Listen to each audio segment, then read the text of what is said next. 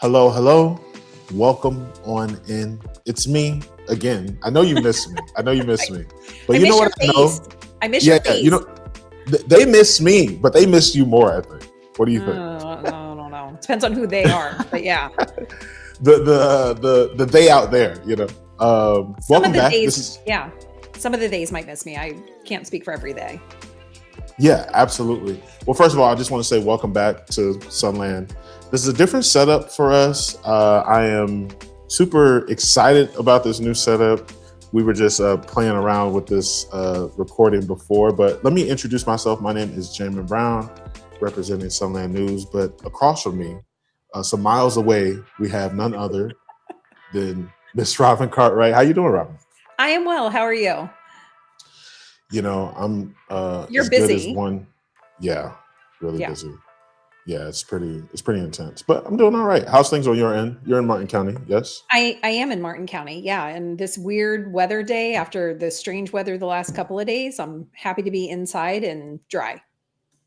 Yeah, it's been back and forth. It's also supposed to get cold all of a sudden. I thought it was summer. I don't know what's happening. Cold. Cold. Yeah, a low of 68 or something like that. It was like 68 or 69 in Okeechobee this morning, and I was so jealous. Was it really that cold? Allegedly, according to the news. Oh wow. Yeah. Well, I figured we come back together as we have taken a bit of a break, a bit of a hiatus. Mhm. Like you stated, I have been super busy, which is, I guess, a good thing. But we're coming up on a pretty important time of the year. It's election season here. Yep. Well, it's election season everywhere. Right. Yeah. But it's election season here as well. So we got to talking, and I was like, well, let's hop back onto the podcast and to let at least do something that informs people about some of the seats that are up, across the Treasure Coast. We can't really talk about who's running for what yet. And then maybe you can actually say why we aren't like mentioning names and whatnot yet. Yeah, we're in the middle of qualifying. And qualifying technically hasn't even started yet, right? So candidates submit to the supervisor of election or the city clerk or county clerk, depending on where they are. But they indicate an interest. They have to file that their intention to run. They have to file that they have a treasurer, certain paperwork, and then there's qualifying for each municipality. And that actually runs through, I believe, June 12th at varying times of the day, depending on where you are. And so we're already seeing people drop out and new people drop in. And so I think it's very premature at this point to have an extensive conversation about who is running, because on June 12th, that could look totally different than it does today. Yeah. And correct me if I'm wrong, but I know at least here in St. Lucie County and Fort Pierce, from what I understand, there's a seat or a couple of seats where nobody is filed to run yet. And if something like that happens, nobody goes up for the seat. That person just keeps their seat. Yeah. Well, I think they still have to file. I don't think they win by default.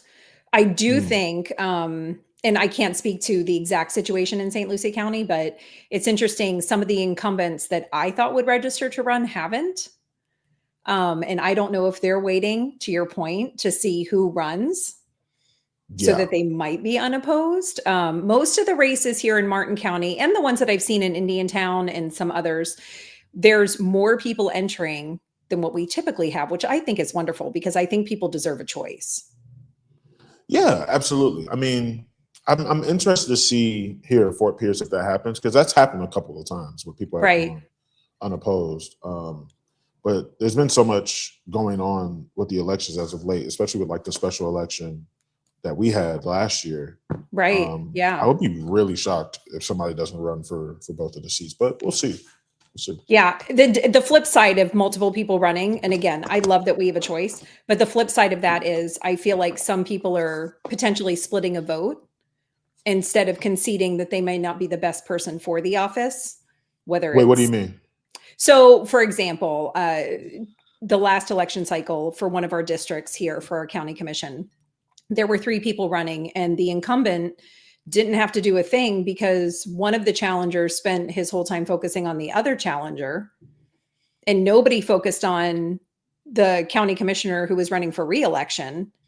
And so it was an easy race for him, relatively speaking, because it ended up splitting the vote between the two challengers instead of there being a focus on who potentially could win that race if Hmm. people had been a little bit more aware of what was happening.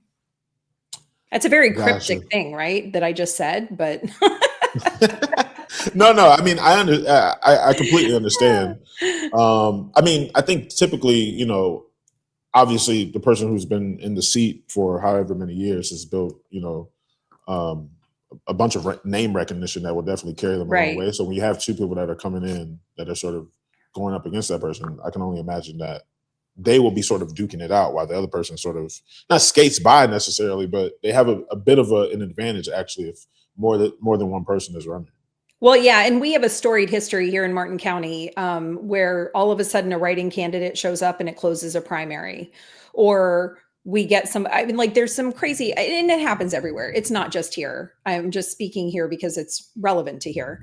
But there was a situation where somebody declares as a writing candidate, it closes the primary.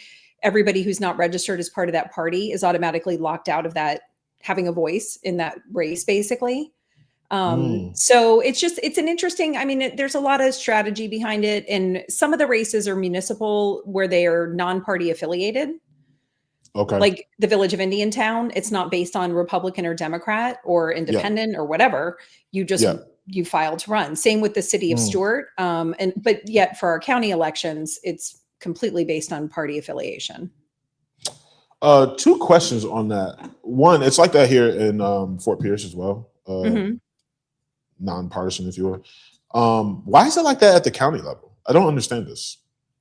Why is it Republican and Democrat and not non-party? Yeah. I don't know. I'm not 100% sure. I'm sure there's something with the supervisor election in the charter that states why it is that way. I mean, personally, what I think for the nonpartisan races, and I would love to hear your thoughts on this. I think it should be ranked file voting, because right now what happens is you pick who you run against. Right? There's these Hmm. 5 seats that are not geographically assigned. It's just based on 5 seats, random seats, Hmm. but you pick who you run against. And so there's a lot of potential strategy involved with that. Like, oh, I think I can beat this person. And if it was ranked file voting, it would be like literally here's numbers 1, 2, and 3 who everybody voted for, and those are our new commissioners. To me, that makes more sense because then you're basing it on the person and not the race. Yeah. So hold on. I'm a little bit ignorant on the rank file thing.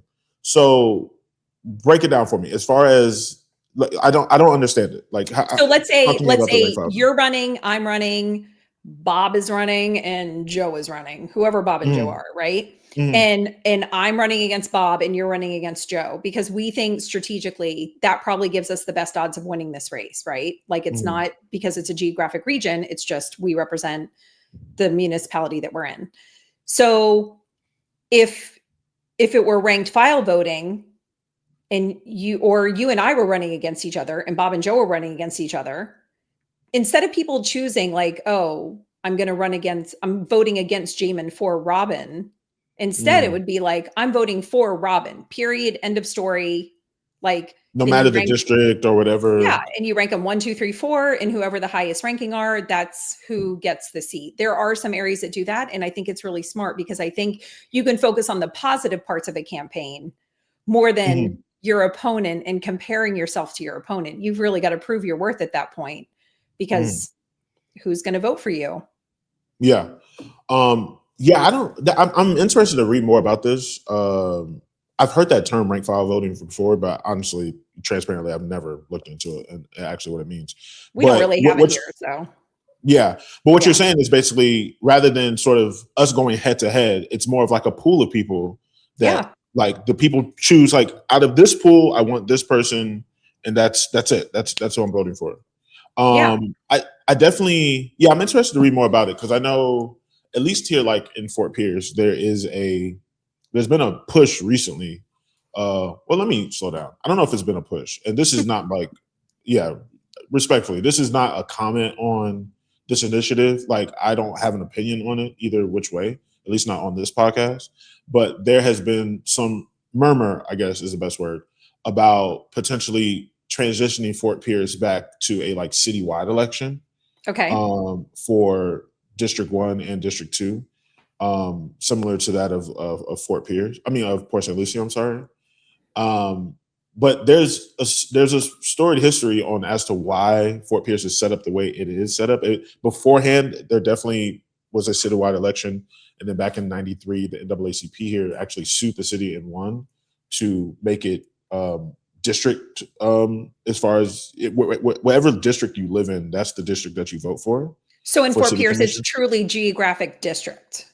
Yes, because of the African American population that exists here. Makes For total many of sense. years, yeah, for many Yeah. of years, there was this is NAACP's perspective, a lack of representation on the city commission, being that the demographics of the city did not match the demographics that was sitting on the seats. Right. And they won, and it's been like that now for over 30 years. Makes total There's some sense. talk. Yeah, there's some talk about changing it from a group out here. I'll save my comments on that for another time,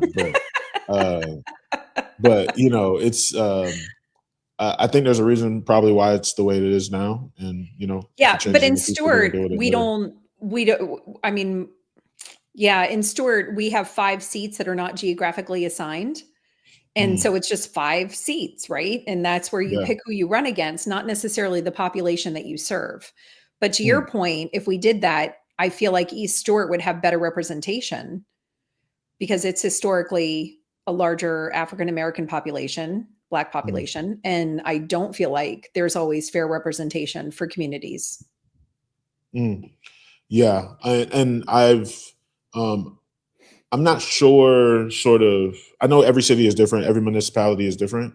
I've been meaning to sort of look across Florida to see if there's other cities that resemble what's happening here in Fort Pierce. I'm interested. We should probably circle back to that conversation. We should just take a road Uh, trip and drive all over Florida and look. yeah, I'm all for taking this show on the road. Speaking of which, I want to bookmark this. We definitely should have one of the counties. I mean, I probably can get St. Lucie County Supervisor of Election to come and kind of educate us a little bit. I think that would be cool. Yeah, I think that would be great. And I think the other thing that people need to know with this election is if your driver's license number, if you renewed your driver's license in the last, I don't know, year and a half, maybe it's a year, your number changed, right? So I've had the same Mm, number for like 30 years. And then this past year, my driver's license number changed. And so I had to mm. go to the supervisor of elections to make sure that my driver's license number is correct so that when I go to vote, you know, and I present my ID, I am who I am. Interesting. Yeah, there's been a couple of door knocking initiatives around here that have been letting people know about this. That's great. Um, yeah. I've definitely seen some. My door has been knocked, you know. I definitely know that people are getting the word out about it. At least in this part of the town. I don't know if that's happening throughout the county or throughout Nobody the has knocked on region. my door. I just know that I got Oh, my driver's license. And again, because I've had it for so long and it renewed this year. And I looked at the number, I was like, this is obviously a mistake. And yeah. I have a. I have a this. We need a segment called the Jamin Tangent or something, or the Jamin okay, Rant. I let's think go. I'm feeling a rant coming up. I'm feeling a rant bubbling up underneath me. I want to say something real quick about door knocking. I know it happens, especially in bigger towns, bigger cities. I definitely know it happens in Fort Pierce. There's a group here that door knocks here in Fort Pierce for different initiatives. I just want to say, when's the last time your door has been knocked for something outside of like somebody trying to sell you a roof or something? Mm, not frequently. We've had a religious group come by maybe 8 months ago. Yeah, Amazon knocks a lot. UPS knocks Amazon a lot. top door knocker in the U.S. right now. It's Amazon. Amazon. Yeah, my husband is a faithful customer. Mm. Um, but yeah, I don't, other than election season, I'm not 100% sure that a lot of people knock on this door. And we're in a Do walkable people area. do people knock on your door during election season? Sometimes. I also sometimes Mm. think people look at my address and my name and go, no. Gotcha. Okay. Well, let me just say something. Let me just put this out there. I don't know if it's the internet or whatever, but there is a lot less energy Mhm. around getting outside and knocking on people's doors. And I don't understand it. First of all, let's normalize. Well, it is Florida, so we have to be careful. Okay. It's hot. Yeah, and there's other reasons too. There's other legal. I was trying to Yeah. be gentle. Yeah. It's hot. There's other stuff. So we definitely got to be careful. I'm not advocating anybody get hurt. Yeah. But I just appreciate when like people take the initiative outside of election season. Like I know a couple of people that door knock for like their homeowners association. Like, hey, we're just trying to get people information about what's coming to the area. Right. Bring this back. Bring this back. Like enough of this. Oh, I'm gonna sit back and like, you know, blast the email. And look, I blast emails every morning. That's my job. Okay. Right. But I also know that sometimes people aren't reading their emails or they're not on social. Or there's a huge, you know, there's a huge population here in Fort Pierce, at least. People don't have phones or they're, you know, maybe technology, not as savvy with technology. Let's get back out and let's door knock. Like, do something. Like, I don't know. I'm just bring it back is all I'm saying. Like, that's what I want to happen. Because enough of this, like, oh, nobody heard this. What, did you knock 1,000 doors? Because if you knocked 1,000 doors, I know a bunch of people would hear about your initiative. Like, that's all I'm saying. Yeah, I'm not disagreeing. I do think there's some potential safety concerns from people. I do think a lot of it is just passive, right? Like, I'm going to post this on social media and hope for the best. I can't imagine, though, you or I walking around with an opinion occasionally, just randomly to a door and be like, hey, here's what I think. And then just, you know, make no. Yeah. I'm not advocating for that. I'm saying there is so much that is happening. So much information that I hear that, you know, I do my best to try to put out. But then there's also information that I get from people and they say like, oh, well, we couldn't get the word out about this. Like whether it be like a community workshop or something. And I'm like, well, did you knock on people's doors? Like try everything. Like, again, be careful, be safe, go with the group. Like there's hit up Google and YouTube. There's ways to do this in a way that is very safe for everybody. But knock on people's door, like let people know if it's really, really important. And outside of political season, I'm literally talking about there's workshops that happen here all the time where it's beneficial for the community. It's grants and other opportunities for people. And there's like 3 people at the meeting. And I'm like, yeah, where's everybody at? It was like, oh, we tried to let people know. It's like, what did you, how much did you do? You know, anyway. Yeah, I know it's unfortunate though that you have to pay for so like you can get phone numbers from different mail services if you wanted to do a mass text, for example. Again, very passive, not advocating for or against it. But a lot of those efforts cost money to get communications out. So to your point, maybe that is the better way because then it's not necessarily cost prohibitive. It could be time prohibitive depending on your schedule, but it doesn't cost money except your time to go have a conversation. And I do think it would probably create a little bit better. Like when I go to neighborhood meetings, I don't live in an HOA. When I say neighborhood meetings, I mean things that are happening about the neighborhood. I do find it interesting. I see people I've never met before, which I find amazing because I try to meet everybody that I can. Or that people show up and they're like, oh, I've never been to this before, but it can be intimidating. So maybe this is a softer sell, like, hey, you'll see my face. I'll see you there. Maybe it's a little bit more inclusive. Yeah. And just last point on this, definitely try to do this within your community if you can. Now, I'm not saying, you know, don't go to a random neighborhood and knock on doors and expect people not to be like, who are you? But if you live in an area, if you bare minimum wave at people when you drive by, which I think is still a thing. When it comes time for information to get out, knock on a couple doors. It's funny. Yeah. So I don't know if you remember this conversation when we were in Indiantown talking about the data centers. Yeah. Somebody said, what did he say? Like, I knew somebody lived next to me, but I didn't know my neighbors. Like it was something, it was some kind of context like that. So again, it was, I know you live in the neighborhood. We've never met kind of a thing. And it was just, I wish I could remember the quote because it was so eloquently stated. I was like, boy, if that doesn't explain a lot of things. Yeah, absolutely. Yeah. That's a good point. We'll move on. I'm sorry that I took us on that. That's okay. That 5 to 10 minute frenzy there. Maybe it's season, maybe it doesn't. Who knows? I think it could stand. It's fine. I didn't say anything crazy.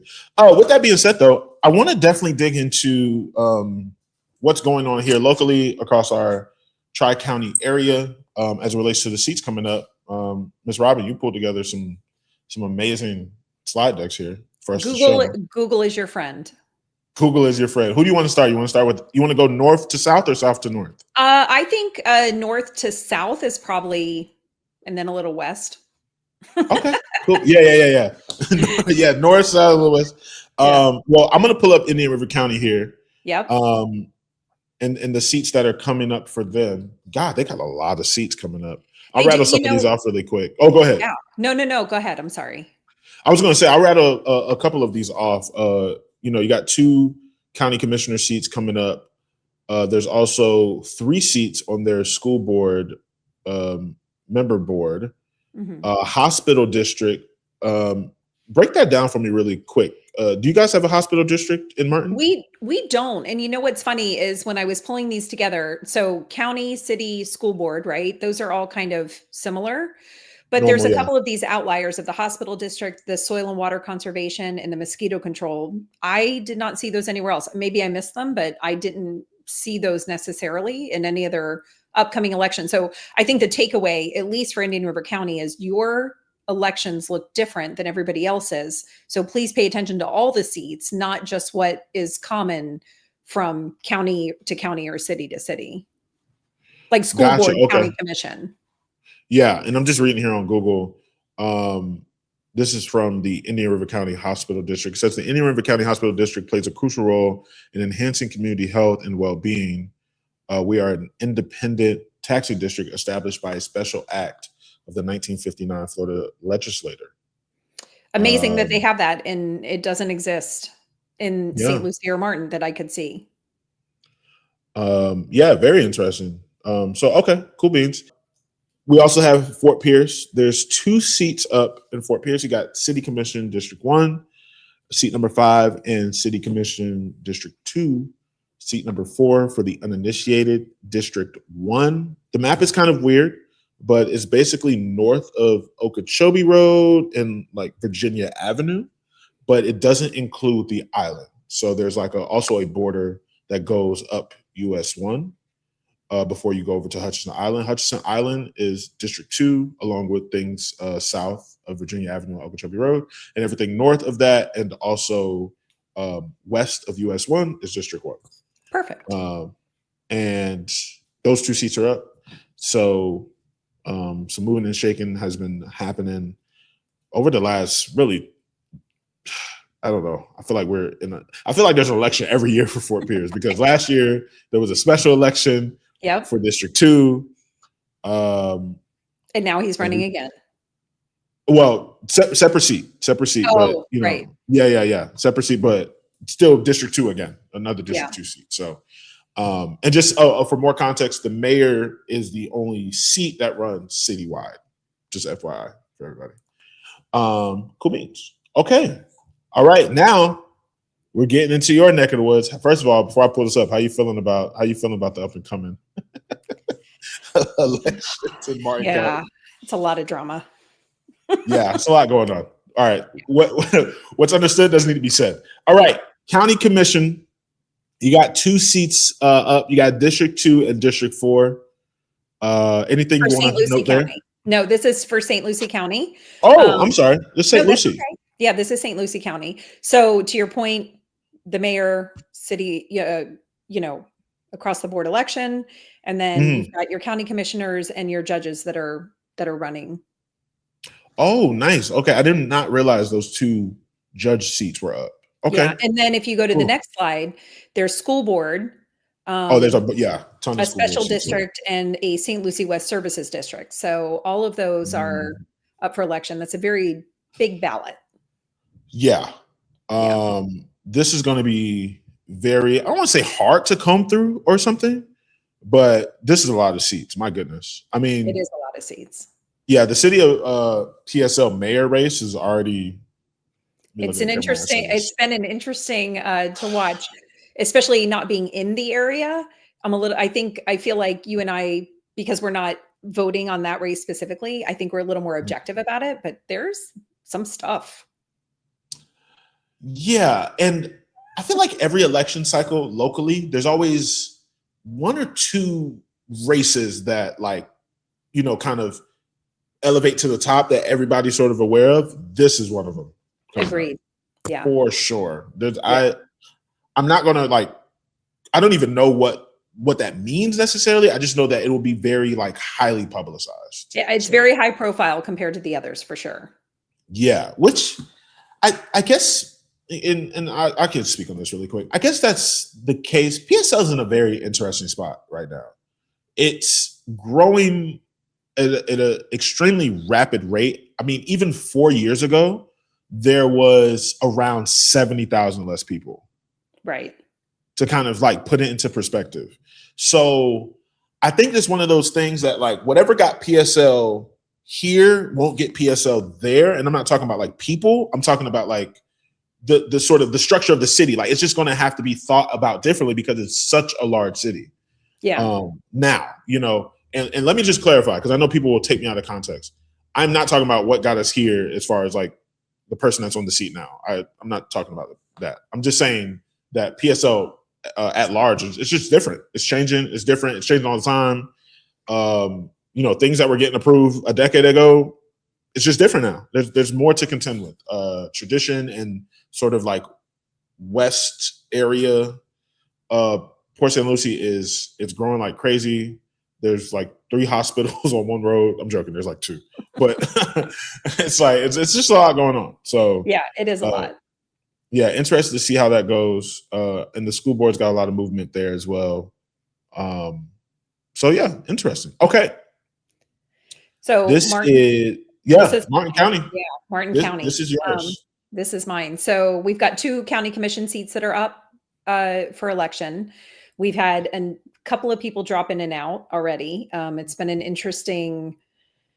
We'll just leave it at that for now. We'll wait to discuss it in any detail until qualifying happens because somebody else may pop in. There are rumors, who knows? So I think District 4 is probably a little bit more of a stable race. District 2 has been similar to the mayor of Port St. Lucie, a little dramatic. Okay. And it's not even started, really. Yeah, it's dramatic. It's like a prelude to the drama. Yeah. Okay. So, and then the school board. So then in the city of Stuart, we've got 3 seats that are happening. If you go to the next slide, there are 3 seats because we alternate. This is what I was talking about before. We have 5 members who represent the city of Stuart, not geographically assigned. You pick it based on who you want to run against, basically. Probably who you think you have the best chance of winning. And so group 1, 3, and 5, again, not representative of geographic area, except that it is in the city of Stuart. Really? Yeah. That's interesting. So you kind of just like look at the name. Do you know the names going in each group? Oh, for sure. Like, so there are 3 sitting incumbent commissioners, well, 2, because one of them is now running for county. So there's 2. And so you're running against that person the minute they file. And so do you want to run against an incumbent, or you go, hey, that seat is open. I'm going to register to run for that seat and then see who decides to run against me. It's an interesting way to do things. I'm not a huge fan of this. This is where I go back to my original statement about rank file. If there are 3 seats open, I want to vote for the 3 people that I think will best serve this community, regardless of who is running against them. Like you should be outstanding in that respect. And those are the 3 people that should represent our community based on who everybody votes for. It should be, I don't know, I not like a popularity contest, but kind of is in a weird way, because right now you're voting more against somebody often than you are for somebody. Yeah, I completely understand that. Yeah. And then the last one is the village of Indiantown. Let's head west. And so, yeah. So 3 seats open, 3 incumbents running. They have 2 of their seats have at least 1 challenger. 1 seat now has 3 challengers. And again, we'll see who qualifies and who doesn't before we get into a lot of detail about this one. Yeah. This is Indiantown has been going through it lately. There's a lot going on there. So I'm interested. That's one of the out of all of these that we've just went through, obviously I'm interested in Fort Pierce and PSL and whatnot, but this Indiantown one is I will definitely be Yeah. keeping an eye on that. Yeah. And I think with some of the stuff that's happening right now, for those that don't know, there's been a lot of data center talk. You and I have talked extensively about it. But the village of Indiantown, some members of the community filed a lawsuit to basically stop some of what's happening. And I think this election is going to that decision by those community members, wherever you feel about it, which side of the fence you're on, is probably going to determine who you vote for in this election. Yeah, and Indiantown's it's not the population size is pretty relatively small. Comparatively, yeah. Comparatively, so And every vote counts. I mean, like what we saw with the mayor of Boca, that guy won by literally 5 votes. 5. Yeah, I mean, the District 2 seat here was 31 votes. Crazy. Literally. So for people who say my vote doesn't count, holy hell, yes, your vote does count, and it counts a lot. And I hope that people, you've got time before the election. Make sure you're prepared. Make sure you learn what you need to learn about the people that are running for office. Don't just listen to your friends who say like, oh, I like this guy. He's such a nice guy. It would be great if everybody was a nice guy, but sometimes you just have to vote with the thought of who's best for your community and who's going to do the most for your community, even if you don't like them. Yeah. And I'm going to put this out there. I want to talk to every single person that's running. Yes. I want to sit down and have a proper interview with every single person that's running on the Treasure Coast. Everybody else outside of that, debatable. But here on the Treasure Coast, okay? Yeah. Because we need it. And it has to be video. Enough of nothing against my print media, please. But we need to have these conversations, and I feel like they should be documented and recorded. There should be additional context that is provided with these things. Like they should be proper pieces of media for people to make a sound decision. Well, not only that, I think video lends itself to somebody's personality. When you read something, you read it with your intent, like your voice, your intent. If you've never met the person, you don't necessarily know how to read something, and sometimes you also don't read it the way it's intended. Sometimes you give it a jaded view. Sometimes you give it too nice of a view. And so to your point, I think video provides people an opportunity to really see somebody's personality and what they're like and kind of take away some of the noise of what's happening online. Yeah. I agree. And I'm super excited to once, everything sort of settles, the dust settles, we know who's running for each seat. Definitely looking forward to your investigative journalism. So many. I know we will. Yeah, well, I mean, I know we will definitely just a conversation around who's funding what, where certain donors are coming from. Definitely something that we need locally. So I'm super excited about that. And I just want people to be educated, right? So if there's a chance for somebody to learn, like, let's just take Indiantown, for example. If people who are supporting the data centers are giving financially to certain candidates, it's probably a clear sign that they are investing, not literally, but they are hoping for a certain person to win. And so I do think people need to pay attention to who's making donations because it does make a difference. Absolutely. And it doesn't mean somebody's going to vote for or against a project based on the donations they get. I'm not insinuating anybody's being paid off, but people, developers, certain companies, they are hoping that certain people get elected. And they are investing in certain people getting elected by providing money to their campaign so that they can send out flyers and, make those phone calls, door knock, whatever. But people do need to pay attention to who is donating to whose campaign. Absolutely, 100%. That will tell you a lot. Yeah, absolutely. Yeah, I agree. And with that being said, this was beautiful. This was lovely. What'd you think about it? I'm a little rusty getting back. I know. I feel like we need to do a couple of these a little more often because I think we're great and I love our information and we'll see what happens. Yeah, this is great though. I love the setup that we did here, but I'm sure we'll be in person pretty soon again. So anyway, love it. This has been great. This has been amazing. If you're listening to this, share it with a friend. If you're watching this, like, comment, and share it again. This has been Welcome to Sunland. My name is Jamin Brown.